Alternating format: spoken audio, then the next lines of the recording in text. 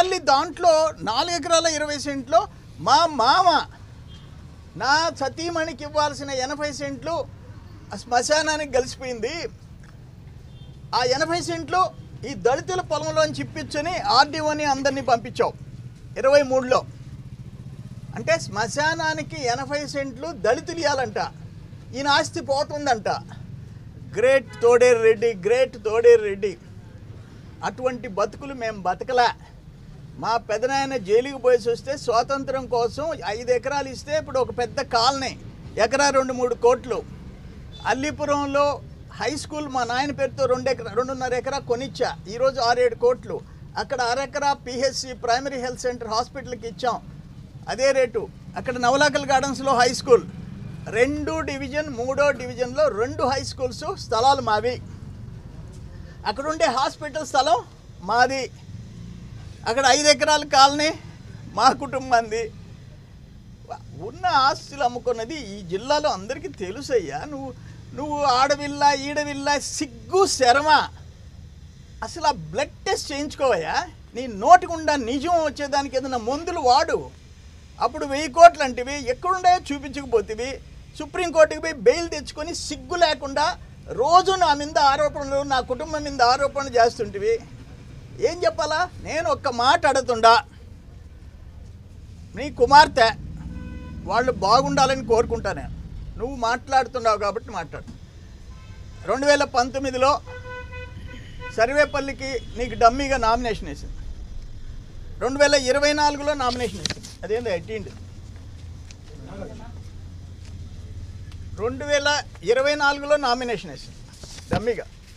19 ఆస్తులు, 24 ఆస్తులు. 19లో ఆమె అఫిడవిట్లో, ఎన్నికల అఫిడవిట్లో ఏం ఆస్తులు చూపించింది నీ కుమార్తె. 24లో ఎన్ని ఎకరాలు కొన్నది, ఎంత ఆస్తులు పెరిగింది చూపించింది. అంటే రెండో కూతురు కూడా అంతే కదా. నీ కూతుర్లు మాత్రం 100 ఎకరాలు కొనుక్కోవాలా, ఆస్తులు పెంచుకోవాలా. అర్ధరాత్రి 57 ఎకరాలు నీ అల్లుడు ఒక బినామీ కంపెనీకి జీవో ఇచ్చిన తర్వాత ఆయన సీఈఓ అయిపోవాలా, ఆయన 9 కోట్లు ఆయన అకౌంట్లోంచి ట్రాన్స్ఫర్ చేయాలా. మేము మాత్రం ఒకవేళ నెల్లూరులో ఆఫీస్ కొనుక్కుంటే పాపమా? ఒక సినిమా హాల్ అమ్ముకున్నోళ్ళమే, ఒక పవర్ ప్రాజెక్ట్ అమ్ముకున్నోళ్ళమే, సిటీలో ఉండే పొలాలు, మా తాతలు ఇచ్చిపోయిన పొలాలు అమ్ముకున్నోళ్ళమే. ఎంత ఆస్తులు మాకు. అరే 1947 స్వాతంత్రం రాకముందు మాకు ఇంపోర్టెడ్ కారు ఉందయ్యా, ఇంపోర్టెడ్ కారు. నీకు సిగ్గు శరమ లేదు. అప్పుడు నీ ఆస్తులు ఎంత ఉన్నాయో మాకు తెలియదు,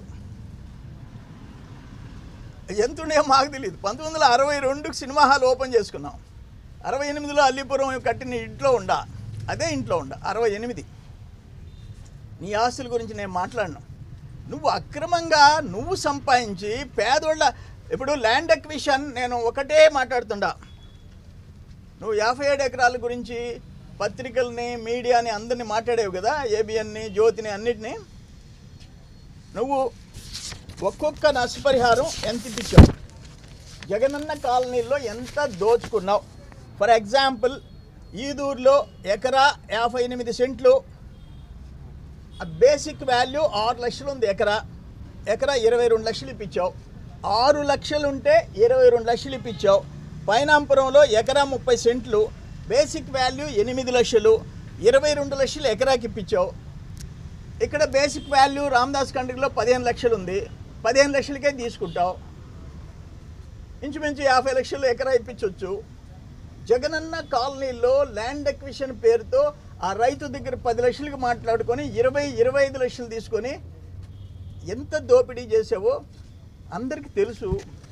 ఆ ఇళ్ళు పనికి రాకుండా పోయింది తెలుసు. వేల మంది ఇళ్ళు.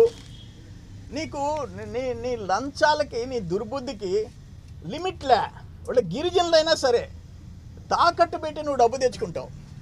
నువ్వు నన్ను, నా కుటుంబాన్ని గురించి మాట్లాడతావా? మాట్లాడితే ఎప్పుడంటే అప్పుడు ఇదే పనే. నీకు సిగ్గుండబడలే? నువ్వు స్ట్రైట్గా చెప్పు. 5 ఏళ్ళు నువ్వు అధికారంలో ఉండవు. మార్చి 16 ఎలక్షన్ కోడ్ అమల్లోకి వచ్చింది. మార్చి 15 అర్ధరాత్రి నీ అల్లుడికి 57 ఎకరాలు దానం చేసావు. ఎవడబ్బా సొత్తు అది? 15 లక్షలకి ఒక హైవే, ఒక పక్కన national highway Chennai Calcutta road, ఒక పక్కన కృష్ణపట్నం పోర్ట్ రోడ్డు, 2 హైవేలు. వెనక 120 ఎకరాలు ఉంటే ఫస్ట్ 57 ఎకరాలు నాకు కావాలా, తలా 6 ఎకరా తీసుకో అంటే హైవే ఫేసింగ్, దానికి రేటు రావాలా. ఇటువంటి వ్యక్తులు ఈరోజు మమ్మల్ని ముద్దాయిలు చేసి ఎన్ని కేసుల్లో ఉండానో నాకే తెలియదు, ఎన్ని వాయిదాలు తిరగాలో నాకే తెలియదు. సిగ్గు శరమ ఉండాలా. అది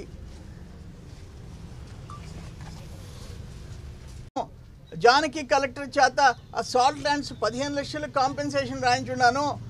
ఎప్పుడో 7,000 ఎకరాలకి 7,70,000 ఇప్పించున్నాను. పోర్టు రిలయన్స్ వాటికి 6 లక్షలకి హైవే పక్కన కృష్ణపట్నం రోడ్డు పక్కన ఎట్ట అడ్వాన్స్ తీసుకుంటారు అని చెప్పి వెనక్కి ఇచ్చేయమని చెప్పి పంపించా.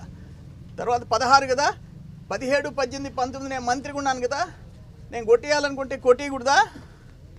అటువంటి అలవాట్లు లేవయా. వావులేటిపాడులో నీ దగ్గర ఫెన్సింగ్ పగలగొట్టి 4 ఎకరాల 20 సెంట్లు 7 మంది దళితులకి ఇప్పించానే, ఎంత? దాదాపు 25 కోట్లు. ఈరోజు ఆ పక్కన మొత్తం 10 ప్లాట్లు డిటిపిసి లేఅవుట్ ప్లాట్లు సివిల్ కేసులో మిమ్మల్ని ముద్దాయిగా చేసి కోర్టు చుట్టూ తిరుగుతున్నావు. నీకు సిగ్గు శరమ లేదు. అప్పుడు మళ్ళీ దాంట్లో 4 ఎకరాల 20 సెంట్లో మా మామ నా సతీమణికి ఇవ్వాల్సిన 80 సెంట్లు శ్మశానానికి కలిసిపోయింది. ఆ 80 సెంట్లు ఈ దళితుల పొలంలోంచి ఇప్పించని ఆర్డీఓని అందరినీ పంపించావు 23లో. అంటే శ్మశానానికి 80 సెంట్లు దళితులు ఇవ్వాలంట, ఈయన ఆస్తి పోతుందంట. గ్రేట్ తోడేరు రెడ్డి. అటువంటి బతుకులు మేము బతకలే. మా పెదనాయన జైలుకి పోయేసి వస్తే స్వాతంత్రం కోసం 5 ఎకరాలు ఇస్తే ఇప్పుడు ఒక పెద్ద కాలనీ, ఎకరా 2-3 కోట్లు. అల్లీపురంలో హై స్కూల్ మా నాయన పేరుతో 2.5 ఎకరా కొనిచ్చా, ఈరోజు 6-7 కోట్లు.